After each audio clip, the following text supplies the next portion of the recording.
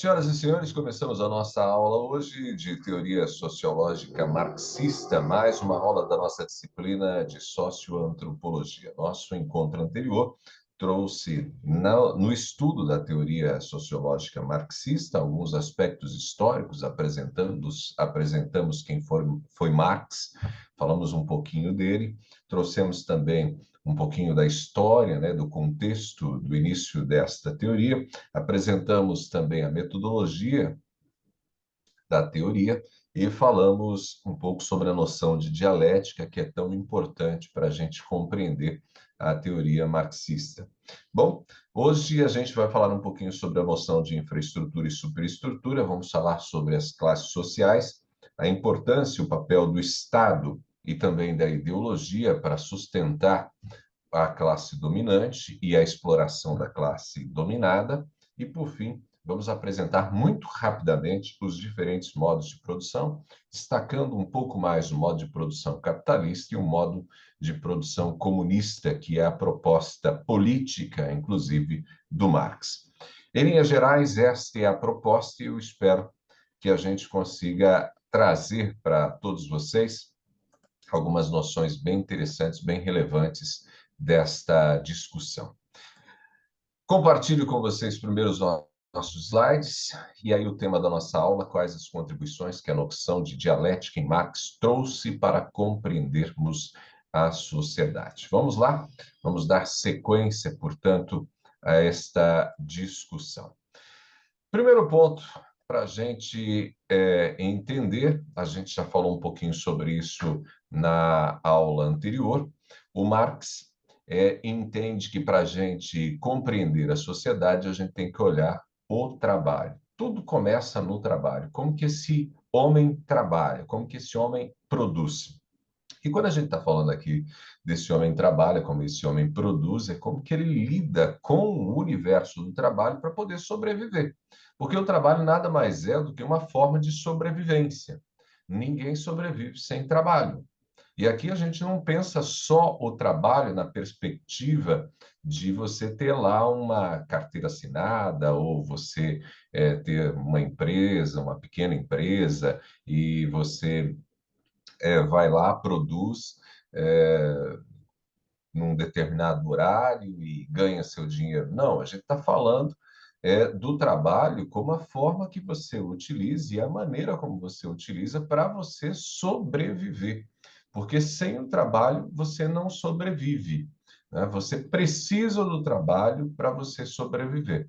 Então imagina, por exemplo, lá na antiguidade, aquele sujeito que está lá no meio do mato, né, sem casa, porque ainda não existiam casas, moradias, o camarada morava na caverna, e aí, como que ele lida, por exemplo, para poder se alimentar? Né? Como que ele lida para poder se alimentar? O que que ele faz para poder se alimentar? A caça é uma forma de trabalho, né? A caça é uma forma de trabalho. Então, é disso que a gente está falando quando a gente fala de trabalho. É claro que ao longo da história esse trabalho vai ganhando conceituações diferentes, ele vai mudando, ele vai ganhando perspectivas diferentes. E o trabalho hoje é completamente diferente do que a gente tinha há 500 anos, há 5.000 anos atrás. Mas a gente está falando sempre, segundo Marx, nessa perspectiva do trabalho como a ação do homem sobre a matéria, sobre a realidade em que ele tem para poder sobreviver.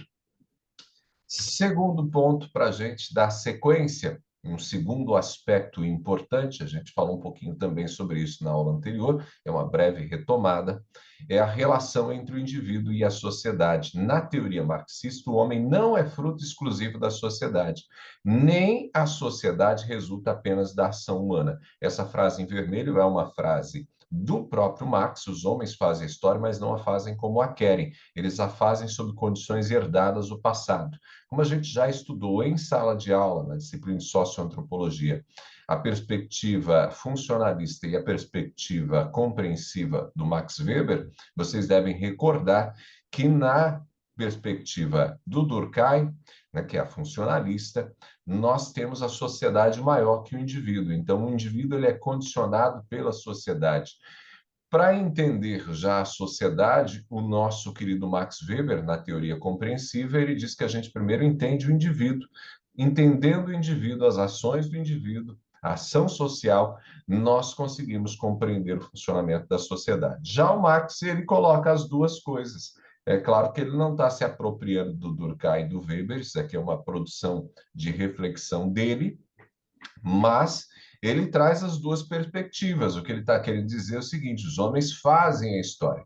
Então, aqui, o que ele tem quando ele diz os homens fazem a história? É quase que uma perspectiva compreensiva do Max Weber. O indivíduo tem poder, o indivíduo faz acontecer. Só que na segunda parte, o Marx ele vai dizer, mas não a fazem como a querem. Por quê? Porque quando esse homem chega por aqui, as coisas já estão dadas, já estão postas. Isso, inclusive, é a perspectiva do Durkheim, não é verdade?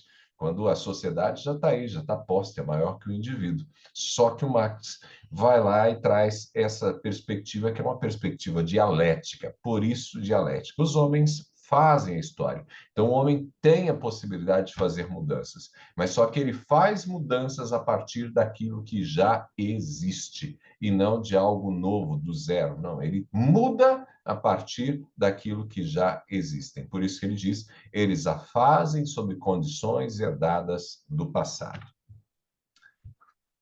Em Marx, a história é fruto do trabalho humano. Os homens interagindo para satisfazer suas necessidades que desencadeiam o processo histórico. O modo de produção da vida material condiciona o desenvolvimento da vida social, política e intelectual em geral. O que ele quer dizer? O que o Marx quer dizer é o seguinte: a história, e quando a gente fala de história, a gente não está falando só de livros de história, a gente está falando daquilo que acontece no mundo. Aquilo que acontece no mundo é resultado da ação do homem, né? Não é um acaso, não, é resultado da ação humana. Então a gente poderia dizer, por exemplo, Brasil que temos não é resultado de algo que aconteceu, que veio do além, de jeito nenhum. É resultado do homem, do brasileiro, das relações entre brasileiros e brasileiras, que construíram o Brasil do jeito que ele é, com a cara que ele é, com as desigualdades que ele possui. Então, para o Marx, a história é fruto do trabalho humano. São os homens interagindo para satisfazer as suas necessidades, ou seja, para dar conta da sua própria existência, interagindo para satisfazer suas necessidades que desencadeiam o processo histórico, que constrói, então, a realidade que nós possuímos. E o modo de produção da vida material, ou seja, a maneira como se produz, como se conquista a vida, como se faz a vida, é isso que vai gerar a vida social, política e intelectual. Então, o tipo de política humana, a vida social, o tempo que temos, os relacionamentos que possuímos, resultado da maneira como nós estamos organizados socialmente. E, evidentemente, quando ele fala sobre a vida intelectual, a gente está falando também sobre até a forma de pensar que possuímos. E essa forma de pensar que possuímos também é resultado do trabalho humano desse homem na sua relação com o mundo que ele possui, transformando esse mundo, interagindo com esse mundo, e esse mundo vai condicionando a nossa vida social, política e intelectual. E aí, a gente já começa a chegar no conceito primeiro que a gente vai discutir hoje, que é infraestrutura e superestrutura. Para o Marx, quando você quer estudar a sociedade, você deve começar sempre pela economia, que é a vida material do homem, né? Então, diz respeito àquilo que o homem precisa, né, para poder sobreviver. O que ele encontra? Que tipo de mundo ele tem? Né? O que ele tem de realidade para poder lidar com essa realidade, para poder sobreviver, para poder dar conta da sua vida? Então, sempre começa pela vida material do homem, que é a economia, que é o elemento que condiciona todo o desenvolvimento da vida social, intelectual e política, como a gente acabou de citar. Então, quando a gente fala de superestrutura e infraestrutura, a gente está falando do seguinte: tudo começa na infraestrutura, que são as forças produtivas mais as relações de produção. E o que é a superestrutura? É a vida política, a vida cultural, é a vida intelectual, são as nossas ideias, é a superestrutura ideológica. Então, infraestrutura e superestrutura, conceitos extremamente importantes para o Marx. Quando você fala assim, infraestrutura no Marx, a gente está falando da realidade do homem, da matéria, da base, de tudo, onde tudo começa. E aí, esse onde tudo começa condiciona a própria forma de pensar. Vamos exagerar aqui nas ideias e nos exemplos para a gente poder pensar. Imagina alguém lá na década de 50, a mulher na década de 50 tendo que lidar, por exemplo, com lavar roupa. Ela lava roupa de que forma? Tem máquina de lavar? Tem tanquinho? Não, não tem nada disso. Isso faz com que ela tenha determinados tipos de preocupações, de incômodos, e tudo que diz respeito à própria vida dela, de organização doméstica, aquilo que se torna preocupação para ela, está condicionado por essa realidade material que ela possui. Quando esses equipamentos todos chegam, tecnológicos, que hoje permitem que essa mulher tenha uma máquina poderosa, você vai percebendo que isso também muda, inclusive, a relação dessa mulher com o trabalho doméstico. E hoje você já não pensa, inclusive, mais num trabalho doméstico como uma perspectiva de um trabalho de mulher, é um trabalho do casal ou um trabalho da família, é um trabalho da pessoa, do ser humano, que tem que dar conta da sua realidade na sua casa. Então, a infraestrutura é sempre importante. Infraestrutura pensada como as tecnologias que possuímos hoje, que vão condicionar a nossa forma de pensar. Pensa, por exemplo, na estratégia de comunicação. Hoje, por exemplo, nossa aula aqui, ó, online, você assistindo essa aula para poder ter a possibilidade de assisti-la num outro momento, num momento que você quiser. Isso é condição tecnológica que nós temos. Então, eu nunca pensaria, eu nunca vislumbraria dar uma aula como essa que eu estou dando para vocês, se a nossa realidade material não possuísse instrumento tecnológico que desse para mim a possibilidade de fazer essa aula. Então, note, se a gente hoje não tivesse nenhum tipo de tecnologia, eu teria que estar em sala de aula apresentando a aula, talvez no quadro sem essa telinha aqui em branco, né? Eu estaria com giz, talvez escrevendo no quadro. Por quê? Porque é a tecnologia existente. Essa é a condição material existente. Então, sempre que eu falo de infraestrutura, eu estou falando da condição material que nós possuímos. Por isso, são dois conceitos que fazem parte, que são forças produtivas e relações de produção. E aí a gente vai entender um pouquinho mais esses elementos na sequência da nossa discussão. Falando ainda sobre infraestrutura, o elemento fundamental da economia, então, é o trabalho. A gente já viu isso. O ser humano, para sobreviver, precisa produzir os bens necessários para a satisfação de sua necessidade. O processo de trabalho envolve duas dimensões principais: a relação do homem com a natureza e a relação do homem com outros homens no próprio processo de trabalho. A gente está falando, então, de forças produtivas mais relações de produção. Vou voltar para essa tela. Quando a gente fala da relação do homem com a natureza, a gente está falando da relação do homem com aquilo que ele possui. Quando a gente fala de natureza, hoje não dá para falar só sobre árvorezinha, sobre animalzinho, peixinho, gatinho, né? Bicho, leão, não, vaca. Não, a gente não está falando sobre isso mais, porque a gente tem novos elementos tecnológicos. A gente fala sobre relação do homem com a natureza, a gente está falando com a sua condição material. Então, você inclui chat GPT, você inclui Zoom, você inclui YouTube, você inclui WhatsApp.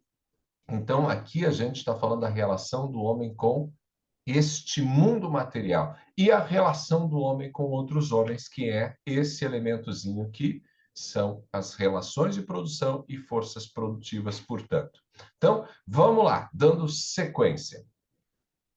Ainda a infraestrutura é a relação do homem, então, com a natureza, e ela é mediada pela matéria-prima e pelos instrumentos de trabalho. Lembra que eu acabei de citar para vocês sobre a questão tecnológica, por exemplo? Então, Relação do homem com a natureza é mediada pela matéria-prima e pelos instrumentos de trabalho, que são os meios auxiliares que o homem desenvolve e que o auxiliam no processo de produção. As forças produtivas correspondem a tudo aquilo que é utilizado pelo homem no processo de produção. Pode ser desde uma enxada até as máquinas mais desenvolvidas. Estou aqui diante de uma câmera. Essa é uma máquina desenvolvida que faz parte desse elementozinho aqui da infraestrutura, né? São as nossas forças produtivas. Então, as forças produtivas correspondem a tudo aquilo que é utilizado pelo homem no processo de produção. Então, o que que você usa para produzir? Caneta, papel, celular, computador, isso são os equipamentos que nós estamos utilizando, que nos auxiliam para lidarmos com a nossa sobrevivência. Então, embora isso daqui seja uma aula, um processo intelectual, reflexivo, isso daqui tem a ver com a minha sobrevivência, né? Tem a ver com a minha sobrevivência. Isso aqui também é trabalho. Então, isso é importante para a gente entender dentro do Marx, ok? E aí, toda a estrutura que eu possuo para poder lidar com a minha sobrevivência, ou seja, através do trabalho, né? É no trabalho que eu asseguro a minha sobrevivência. Toda a estrutura que eu utilizo no meu trabalho para minha sobrevivência faz parte da infraestrutura, está dentro desse conceitozinho chamado forças produtivas. Mas não é só isso que acontece, porque a infraestrutura, segundo Marx, tem a ver com forças produtivas mais relações de produção. E o que é a relação de produção? A relação de produção é a relação do homem com o próprio homem. Essa é a relação de produção. As relações de produção são as interações que os homens estabelecem entre si nas atividades produtivas. Corresponde, de forma geral, à divisão do trabalho, seja dentro de uma atividade específica, seja entre as diversas atividades no seu conjunto. Vamos dar um exemplo? Faculdade. Eu sou professor, tenho um coordenador, professor Fernando é o coordenador. Está numa condição diferente, mas eu possuo uma relação com ele. Mas também possuo uma relação com o seu José, que cuida da instituição, recebendo os alunos. A gente dá conta também da relação com as secretárias, com a direção. Isso é relação do homem com o próprio homem. São as relações de produção, são as interações que os homens estabelecem entre si nas atividades produtivas. E por que isso é importante, gente? Isso é importantíssimo dentro do conceito, porque quando a gente fala do trabalho, o trabalho ele não acontece. Na minha relação para poder sobreviver, o trabalho é fundamental, né? Para eu poder sobreviver. Esse trabalho, ele tem a ver com os equipamentos que eu utilizo, mas ele tem a ver também com as relações que eu preciso estabelecer para poder dar conta daquilo que eu quero fazer. Então, aula, minha tarefa como professor, ela não é exercida sozinha. Essa tarefa não acontece sozinha. Ah, estou dando aula aqui sozinho, estou dando aula sozinho, mas tem uma série de outras pessoas, uma série de outras coisas acontecendo que são necessárias para que a aula exista. E além disso, tem pessoas que são fundamentais nesse processo para que essa aula aconteça. Se eu estou fora da faculdade, por exemplo, perco o emprego, direção me demite, coordenação manda eu passear, não tem aula. Essa relação de produção, ela é modificada dentro do trabalho. Por quê? Porque eu já não possuo mais essas pessoas como parte da minha relação de produção. Então, se eu for fazer outra coisa, eu for dar aula em casa, sozinho, muda completamente a dinâmica. Por isso, Quando o Marx fala sobre a infraestrutura, ele sempre diz, são as forças produtivas que dizem respeito a todos os equipamentos e estruturas que nós possuímos, mais as relações de produção, ou seja, a relação que eu estabeleço com outras pessoas que são necessárias para a execução desse trabalho. Então, infraestrutura, relações de produção, mais forças produtivas. Então, segundo Marx, para a gente entender a vida de uma sociedade, é preciso acompanhar a evolução das forças produtivas, os equipamentos, as estruturas que nós possuímos e a própria maneira como nós nos relacionamos com a natureza. Então, se eu quero entender a vida de uma sociedade, preciso acompanhar a evolução das forças produtivas. Não tem mais, ninguém usa mais enxada, usa o quê? Usa uma serradeira, uma carpintadeira, sei lá o quê. Então, eu preciso observar a evolução das forças produtivas, pois elas são que determinam os tipos de relações existentes. Eu preciso olhar para as forças produtivas, porque essas forças produtivas, elas vão indicar o tipo de relação que eu estabeleço com os outros homens. Olha só como as coisas são interligadas no Marx. Se eu quero entender, gente, aqui comigo, hein? Preste minha atenção nisso. Se eu quero entender a vida de uma sociedade, eu preciso entender, primeiro, a evolução das forças produtivas. A partir da compreensão da evolução das forças produtivas, eu consigo compreender a relação que eu estabeleço com outros homens, ou seja, eu consigo compreender as relações de produção.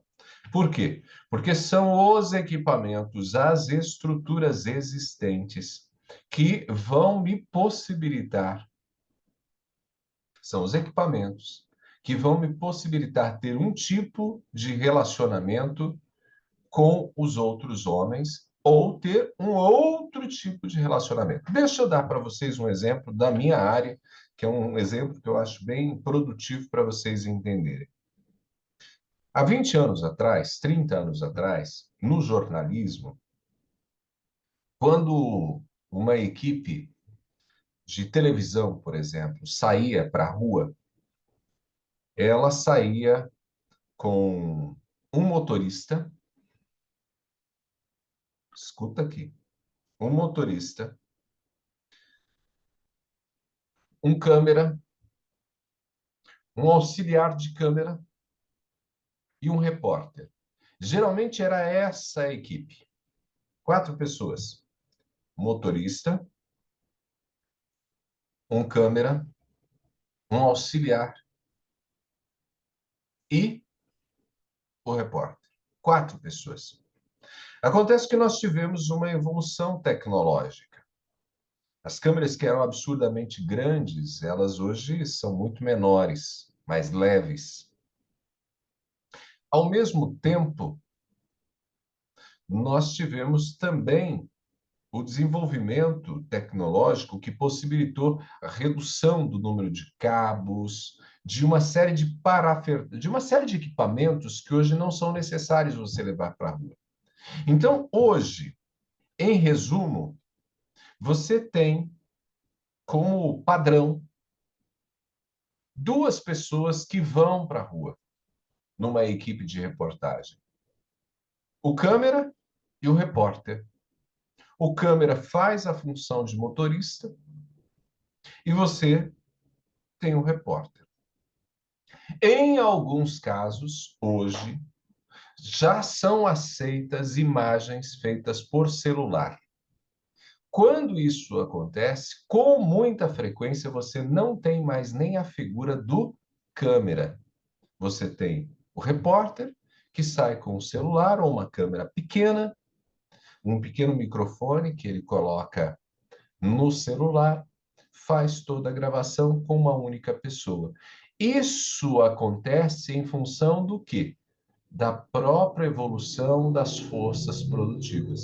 Ou seja, o desenvolvimento tecnológico, ele possibilitou que a gente pudesse ter uma mudança tão profunda onde nas relações de produção. Então, esse contato foi mudado. a partir das tecnologias. Percebem? Dando sequência. Então, olha só essa tela com muito mais texto, mas para poder deixar claro para vocês que estão assistindo esses conceitos. As forças produtivas, portanto, toda, né, a parafernália de equipamentos que hoje nós possuímos, de tecnologias. As forças produtivas incluem os meios de produção, como as máquinas, as ferramentas, a terra, as fábricas, a força de trabalho, os trabalhadores e suas habilidades. A evolução dessas forças produtivas é crucial para a estrutura e para o desenvolvimento de uma sociedade. De acordo com a qualidade, com o avanço tecnológico das forças produtivas, você vai ter um determinado tipo de organização. Exemplo, mais um para vocês. Observem, por exemplo, o que aconteceu com a safra ou com a colheita da cana. Ainda é possível encontrar trabalhadores cortando cana manualmente. Mas hoje, em função do desenvolvimento de máquinas, você tem com muita frequência todo o processo mecanizado, já sem a presença do trabalhador. E aqui eu não estou discutindo se isso é bom ou se é ruim, ok? Então, o que eu estou mostrando para vocês é que as forças produtivas, por meio de todos esses equipamentos, tecnologias, ferramentas, né, nós temos, então, um determinado tipo de trabalho. O próprio trabalho foi modificado. Ele foi alterado. E aí, conforme você tem uma sociedade cada vez mais tecnológica, você também tem um tipo de organização dessa sociedade. Então, você vai observar que algumas sociedades mais desenvolvidas, você já não tem mais alguns tipos de funções. Por quê? Porque já não são mais necessários. E por que essas funções não são necessárias? Porque você tem equipamentos que fazem, às vezes, essas funções. Então, o desenvolvimento das forças produtivas, as mudanças que ocorrem nas forças produtivas, resultam também num tipo de organização social. Quer mais um exemplo? Olha só o que aconteceu com o desenvolvimento tecnológico. Nós temos hoje cada vez menos telefonistas, atendentes, quase tudo feito hoje por equipamentos. Por quê? Porque o desenvolvimento tecnológico substituiu esse tipo de mão de obra. Ele já não é mais necessário. Particularmente, continuo achando importante, porque eu odeio falar com esses sistemazinhos digitais, né? Não são humanos, e não sendo humanizados, o negócio fica um pouco mais difícil. Mas por que a gente não tem mais essas figuras, mais essas pessoas, esses trabalhadores e trabalhadoras? Porque nós tivemos avanços tecnológicos que possibilitaram essas mudanças. Então, seguindo agora um exemplo que está na tela. Por exemplo, uma sociedade agrícola, as forças produtivas são basicamente a terra e o trabalho humano para o cultivo. As relações sociais giram em torno dessas forças produtivas, com a sociedade se organizando em torno da propriedade da terra e do trabalho necessário para cultivá-la. Então, uma sociedade agrícola gira em torno daquilo. Então, a organização da sociedade reflete as forças produtivas. Olha que coisa interessante. Se essas forças produtivas mudarem, digamos, passarem aí por uma revolução industrial que introduz novas máquinas e técnicas de produção, as relações sociais também mudarão. Esse exemplo, acho que, né, deve lembrar vocês da própria história da humanidade, história recente. O que a gente teve principalmente na Europa a partir da Revolução Industrial? Você tem uma sociedade agrícola e essa sociedade agrícola, quando passa por uma revolução industrial, ela deixa de ser uma sociedade tipicamente agrícola e toda a organização da própria sociedade é modificada. Por quê? Porque as pessoas vão trabalhar nas cidades em função das indústrias. Seguindo. Então, na teoria marxista, as forças produtivas e as relações de produção formam a base, formam a infraestrutura de uma sociedade, e juntas elas constituem o modo de produção de uma sociedade. As forças produtivas se referem aos meios de produção, terra, máquinas, matéria-prima, e a força de trabalho. As relações de produção se referem à maneira como as pessoas se organizam para usar as forças produtivas. Por exemplo, as relações também entre proprietários e trabalhadores, ou entre diferentes classes sociais. Eu citei como exemplo, né, em termos de relações de produção, o que acontece na faculdade. Você pode perceber que eu citei para vocês uma relação que é hierarquizada. Cada pessoa cumpre uma função, mas essas funções elas estão dentro de uma estrutura hierárquica. Tem pessoas que dentro desse processo possuem, digamos assim, mais autoridade, menos autoridade, maior salário, menor salário. Isso em função das relações de produção. Então, da maneira como as pessoas se organizam para usar as forças produtivas. Então, a infraestrutura ou a base econômica vai influenciar, por sua vez, a superestrutura, o mundo das ideias, das culturas, das instituições políticas, jurídicas.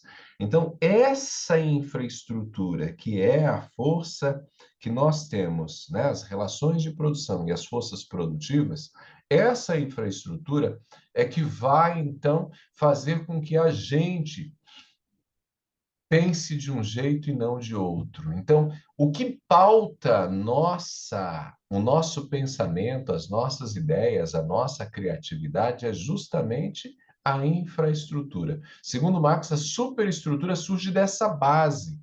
E ao surgir dessa base, ela também surge com o objetivo de legitimar e perpetuar as relações de produção existentes. Olha que coisa forte. Eu não sei se vocês estão percebendo, mas a partir da infraestrutura, que é esse modelo, nós vamos ter então o desenvolvimento de um determinado tipo de ideia, um determinado tipo de pensamento. E esse determinado tipo de ideia e pensamento, ele existe com o objetivo de legitimar, de justificar o tipo de relação que nós possuímos dentro do mundo do trabalho. Então, para entender uma sociedade e suas mudanças ao longo do tempo, Marx argumenta que nós devemos examinar as suas forças e suas relações de produção, sua infraestrutura. Qual que é a infraestrutura dessa sociedade? Quando você olha para a infraestrutura, você vai entender como as pessoas pensam. Por quê? Porque elas vão precisar desenvolver determinados tipos de argumento que possam, de alguma forma, justificar o modelo existente. Então, o Marx constatou, por exemplo, ao olhar para a nossa sociedade, que a sociedade se dividia em classes. A gente está falando, então, das nossas relações de produção. Marx constatou que as relações de produção elas ocorrem com a divisão hierárquica. E além de ser uma divisão hierárquica, essa divisão também ocorre em classes sociais. As classes sociais, elas são fruto das relações que os homens estabelecem nesse processo de produção. E elas surgem quando um grupo social se apropria das forças de produção e se torna proprietário dos instrumentos de trabalho. Vamos colocar esse negócio de uma outra maneira para vocês, para ficar um pouquinho mais claro? Relação de produção a gente já entendeu. A gente já entendeu as forças produtivas. As forças produtivas dizem respeito, então, à terra, aos equipamentos, à tecnologia, à estrutura existente para a gente poder lidar com a nossa existência, ou seja, para a gente trabalhar. Então, tá lá nossas forças produtivas. A gente já entendeu também as relações de produção, que são as nossas relações entre pessoas que estão envolvidas no mundo do trabalho, lidando com as forças produtivas. Acontece que o Marx, ao olhar para a história, ele percebe o seguinte: nessa relação de produção existente, nós temos um determinado comportamento. nós temos algumas pessoas que se apropriam das forças produtivas, ou seja, que se tornam proprietárias das forças produtivas.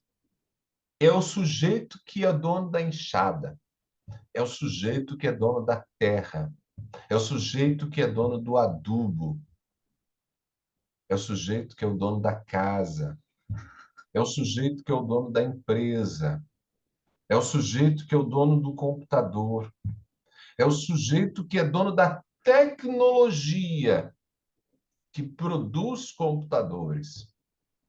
Ele é dono. E ao ser dono, então, ele está numa condição diferente daquele que não é dono.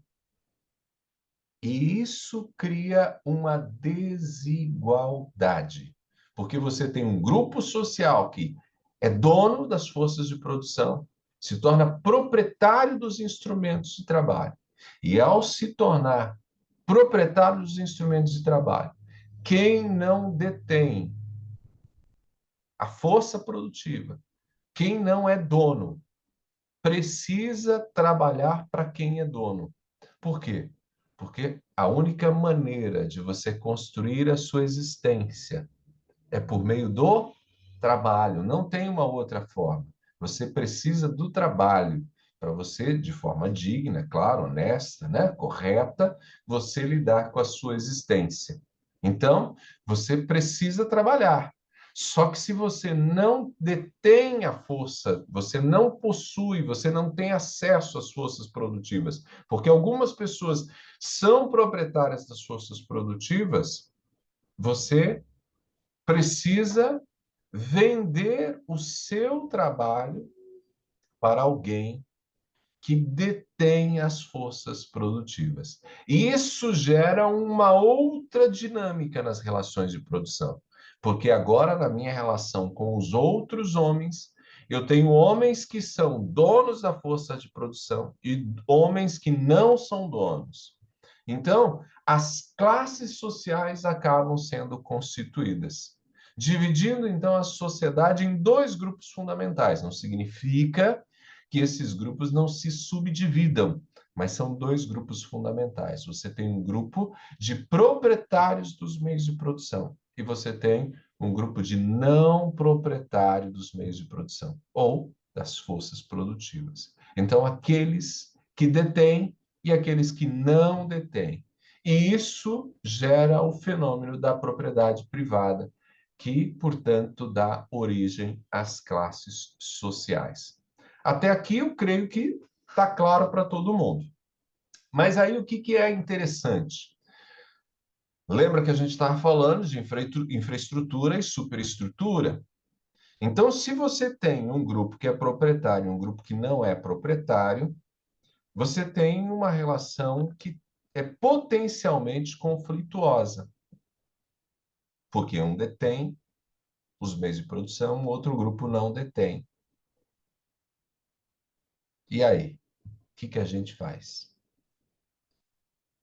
Como Marx disse, a infraestrutura produz a superestrutura. Ou seja, essa maneira como nós estamos organizados em classes sociais, em alguém que detém os meios de produção, em alguém que não detém, isso gera ideias, justificativas, argumentos. Ou seja, gera a superestrutura. A superestrutura é o mundo de todos os argumentos, ideias, leis. Então, vejam, superestrutura na tela para vocês ali. Para consolidar o seu domínio sobre os que não são proprietários, as classes que possuem os meios de produção, chamadas pelo Marx de classes dominantes, precisam fazer uso da força. Esse uso da força não significa necessariamente o chicote, né? Não é isso. Mas esse uso da força, ele se torna necessário. Porque se eu detenho os meios de produção, eu preciso que as pessoas trabalhem para mim. E eu preciso criar uma estrutura que permita que eu possa continuar com os meios de produção. Eu tenho que criar, inclusive, algum tipo de proteção. Então, é nesse momento que surge o Estado. O Marx afirma que o Estado é um instrumento criado pelas classes dominantes para garantir o seu domínio econômico sobre as outras classes. Gente, isso é muito forte. Sabe por quê? Porque, segundo Marx, o Estado, representado pela organização que possui, vamos pensar no Brasil, presidente da República, governadores, prefeitos, deputados, sistema judiciário, o Estado, ele existe em função de quem é proprietário, de quem é dono. A classe dominante, historicamente, ou seja, desde o início da sua história, precisava de uma estrutura que pudesse assegurar a ela o seu domínio. E isso é tão significativo, gente, porque ajuda a gente a entender, isso numa perspectiva marxista, determinados tipos de ação. Vocês podem notar que boa parte dos grandes debates nacionais, que acontecem inclusive no Brasil, eles acontecem em função de pautas que dizem respeito ao setor dominante, à classe dominante. Então, vamos aqui dar alguns exemplos breves, né? Alguns exemplos breves. Reforma trabalhista, pela qual nós passamos em 2017, foi uma reforma que foi estruturada para, de alguma forma, aliviar a carga tributária e melhorar a relação de trabalho, mas principalmente favorecendo o empregador.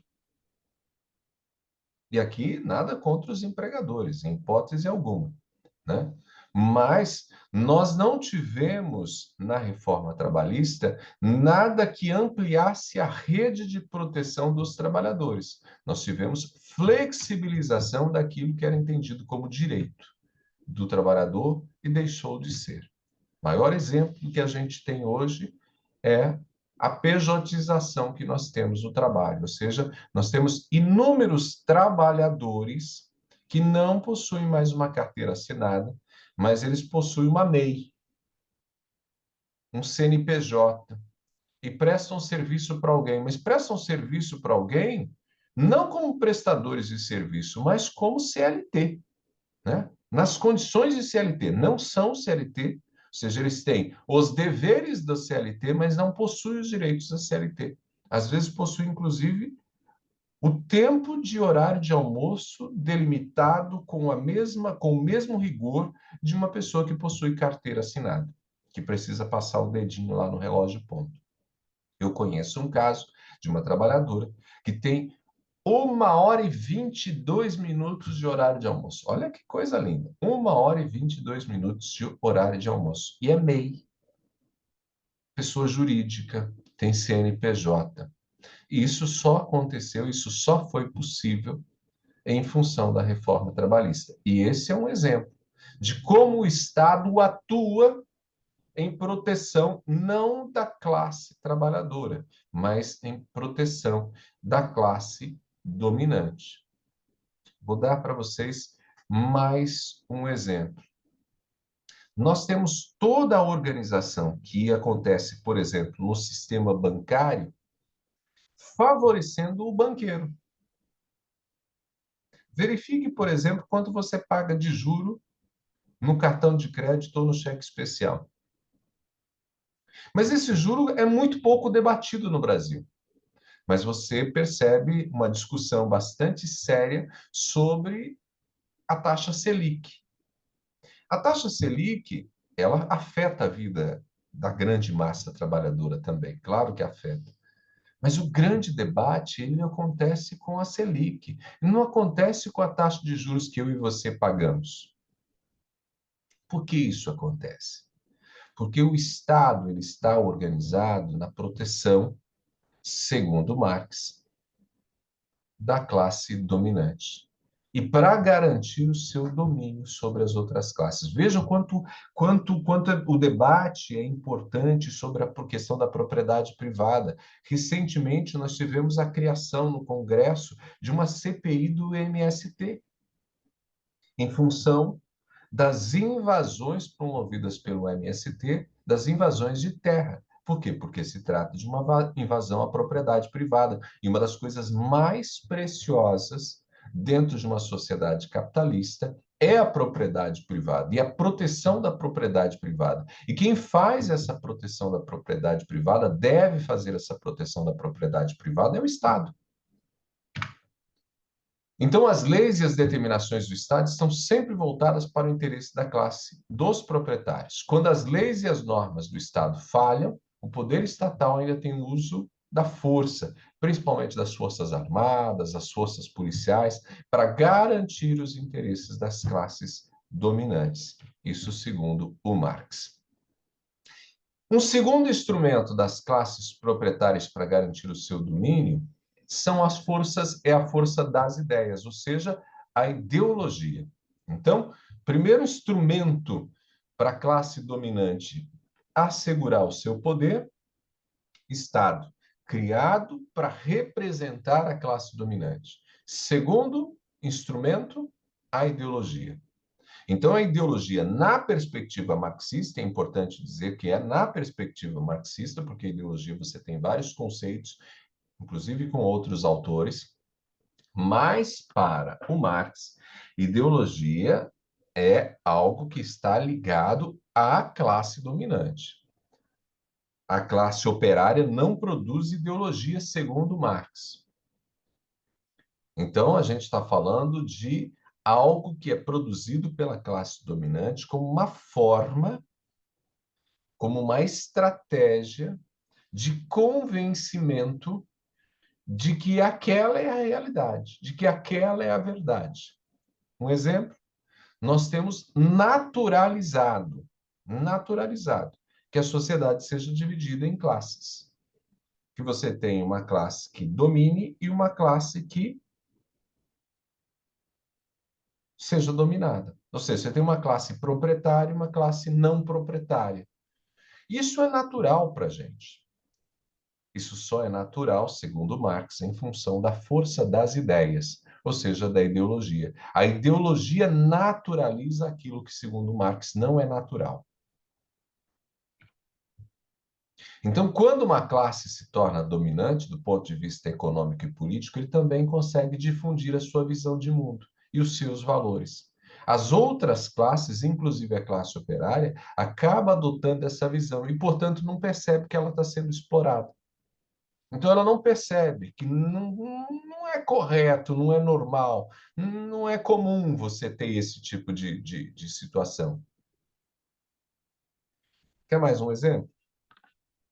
A gente não entende como anormal que, por exemplo, um gari ganhe seus R$ 2.000, R$ 2.500 para poder catar lixo. Enquanto, por exemplo, um deputado, um senador, um juiz, um médico, ganhe 50, 100 mil reais por mês, ou às vezes até mais. A gente não vê contradição nisso. Ah, ele estudou para isso. Não, esse daqui não estudou para isso. Essa naturalização dessas diferenças, segundo Marx, só é possível em função da ideologia, que consegue difundir a sua visão de mundo e os seus valores. E entre os valores do modo de produção capitalista está justamente a diferença de tratamento para os trabalhadores de acordo com determinados critérios, que são critérios estabelecidos, inclusive, pelo modo de produção capitalista. Ok? Então, a ideologia, portanto, é um conjunto de falsas representações, segundo Marx. A ideologia é um conjunto de falsas representações da realidade que servem para legitimar e consolidar o poder das classes dominantes. Já caminhando para o final aqui da nossa discussão, O Marx, então, indo para o aspecto dos diferentes modos de produção, o Marx, ao mapear os modos de produção, ele diz que a gente tem pelo menos 6 modos de produção. E aqui é importante porque o Marx não tratou apenas sobre o modo de produção capitalista e o modo de produção comunista. Ele faz um resgate, inclusive, histórico, mapeia na história os diferentes modos de produção e ele elenca 6 modos de produção. 5 existentes e um sexto que estaria no campo da utopia, no campo da ideia, né, do projeto, né? Eu digo utopia porque não consigo vislumbrar o modo de produção comunista como um modo de produção que seja efetivo, né? Ou seja, seja possível de ser implementado. E a gente ainda não o vivenciou de fato, né? Ou seja, aquilo que o Marx idealizou ainda não aconteceu em nenhum momento. Ah, mas a China, Cuba, a antiga União Soviética, nenhum lugar implementou de fato o modo de produção capitalista. Então, ele ainda está só no campo do que o Marx idealizou e outros autores depois tentaram dar prosseguimento, mas enfim. Mas ele vislumbra as etapas do desenvolvimento histórico ocidental e oriental em 6 modos de produção. Você teria um modo de produção primitivo, um modo de produção escravista, um modo de produção asiático, um modo de produção feudal, um modo de produção capitalista e um modo de produção comunista. Na tela para vocês, rapidinho aqui, a definição, muito rapidamente, de cada modo de produção. Não vou ler e nem discutir, né, esses modos de produção. Para vocês que são os alunos e alunas de socioantropologia, esses slides estão disponíveis, né? Então, vocês também têm a possibilidade de dar uma olhadinha. Tem também o livrinho que eu já sugeri para vocês, né? E tem também a possibilidade de pesquisar na própria internet, que tem muito material a respeito desse assunto. Eu quero só passar um pouquinho aqui, porque esse seria o 5º modo de produção, que ele vem após o modo de produção feudal. Então, o modo de produção capitalista, ele começaria, de fato, segundo Marx, com a Revolução Industrial. Com a Revolução Industrial, as forças produtivas provocam uma gigantesca transformação nas relações de produção. E aí você tem novas classes sociais. Você tem a burguesia e tem o proletariado. No modo de produção capitalista, a burguesia exerce diretamente o poder através do Estado parlamentar, representado, então, por deputados e senadores aqui no Brasil, por exemplo. E esse modo de produção, organizado por meio da burguesia, impõe sua visão individualista de mundo através das artes, da ciência, da filosofia e até da religião. Ou seja, há uma influência direta. Não que deputados e senadores necessariamente tenham essa influência toda, mas a burguesia ela está presente em todos os espaços. Quer alguns exemplos bem rapidinho? No campo da religião. A religião você não consegue dissociar, por exemplo, hoje, da questão econômica, do dinheiro. A religião, ela, de certo modo, está organizada em torno também do capital. Você tem, por mais séria que seja a religião ou a igreja, você tem, inclusive, tratamento diferenciado entre quem é membro, frequentador e que possui dinheiro e aquele que não possui dinheiro. Até isso acontece. Por isso que o Marx vai dizer que a burguesia exerce diretamente o poder dentro de todas as estruturas. E no que diz respeito ao Estado parlamentar, ou seja, a presença de deputados e senadores, vejam, eles fazem todo o processo de legislação. Esse processo de legislação, no caso específico, por exemplo, da religião, hoje você tem isenção de impostos, você não tem pagamento de uma série de tributos, você tem uma série de benefícios que o mundo religioso possui, esses benefícios, em função do que ocorre no próprio processo legislativo. Então, o parlamento ele acaba sendo representativo de todo o interesse econômico. E o mundo religioso, por exemplo, organizou, no caso do Brasil, até uma bancada, né? Você tem lá a bancada evangélica, por exemplo, né? Então, você tem uma visão que é colocada e representada ali, dentro do parlamento. Então, toda a organização se dá dessa forma. E aí, para a gente terminar, o que seria esse modo de produção comunista? No prefácio desta obra do Marx, o Marx afirma que as relações de produção burguesa são a última forma antagônica do processo de produção social. Com essa formação social termina, pois a pré-história da humanidade. O que acontece? O Marx entendia que o próprio sistema capitalista se destruiria. Quando o sistema capitalista se destruísse, ele seria ocupado por um outro modo de produção, que seria o modo de produção comunista. O Marx achava que o capitalismo ia enfrentar uma crise tão grande e acabaria sendo substituído pela sociedade comunista. Na sociedade comunista, o Estado seria abolido, com a supressão da propriedade privada, ou seja, acabaria a propriedade privada, acabaria a divisão da sociedade em classes sociais, acabaria o fenômeno da exploração. Ou seja, simplesmente você teria o fim de toda e qualquer desigualdade. Todo mundo igual na perspectiva do Marx. Então, o capitalismo ia enfrentar essa crise, e a gente tem visto que o capitalismo tem enfrentado inúmeras crises, mas até o momento nenhuma crise do capitalismo levou ao fim do capitalismo. Muito pelo contrário, às vezes coloca em risco e tem colocado em risco o liberalismo econômico. Mas você não tem percebido nenhum tipo de movimentação no mundo ocidental que possa colocar em risco o capitalismo. Você percebe que há uma movimentação que coloca em risco o liberalismo e a democracia, mas não o capitalismo. E capitalismo e democracia não são necessariamente a mesma coisa. Então, essa é uma perspectiva importante, porque faz parte do projeto político do Marx. O Marx tem como projeto político, né? O Marx tem como projeto político a sociedade comunista. Mas eu disse para vocês que a gente não teve nenhuma sociedade comunista de fato. E um maior exemplo para vocês é que você tem todas as grandes revoluções que foram tidas como revoluções comunistas, você tem pessoas no comando. E pessoas no comando em que você tem a presença efetiva de um Estado, ainda que seja um Estado forte, né? Mas um Estado em que não foi abolido.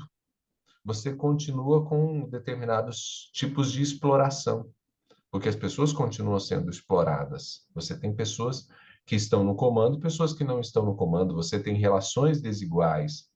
Então, você empobrecer toda a população no sentido de todo mundo ganhar a mesma coisa, isso não significa ter uma sociedade igualitária. Você tem, inclusive, pessoas muito poderosas, né? A antiga União Soviética, ela produziu pessoas muito poderosas, inclusive do ponto de vista econômico, né? Isso acontece em Cuba, isso acontece na China, né? Que são países tidos comunistas. E então você não consegue vislumbrar isso que o Marx sustentou, né? Essa ideia do Marx de uma sociedade em que você elimina a propriedade privada, mas você dá acesso a todas as pessoas à condição de trabalho igual, ganho igual, moradia igual. Não, você continua tendo gente que vivencia privilégios, né? Você tem ainda gente que vivencia privilégios. Então, o modo de produção comunista, ele ainda não aconteceu em nenhum lugar do mundo. Você tem, sim, a inspiração, a busca, quem sabe, em algum momento, por trazer o modo de produção comunista como ideal político e dentro de um projeto político por parte de alguns países, de algumas lideranças políticas, mas em nenhum momento houve efetivamente sucesso em nenhum tipo de ação que pudesse ter aquilo que o Marx sonhou como modo de produção comunista. Isso em linhas gerais. Gente, eu acho que é isso. Eu gostaria, na verdade, de ter feito essa discussão presencialmente. Acho que essa discussão presencial ela seria ainda mais produtiva. A gente consegue trazer muito mais inspiração para essa discussão, porque com a presença de vocês essa inspiração acontece, ao observar, inclusive, a reação de vocês, mas, enfim, eu espero que as explicações tenham sido satisfatórias e vocês consigam ter uma compreensão mínima daquilo que a gente se propôs a trazer como teoria para vocês. Um grande abraço, a gente se fala.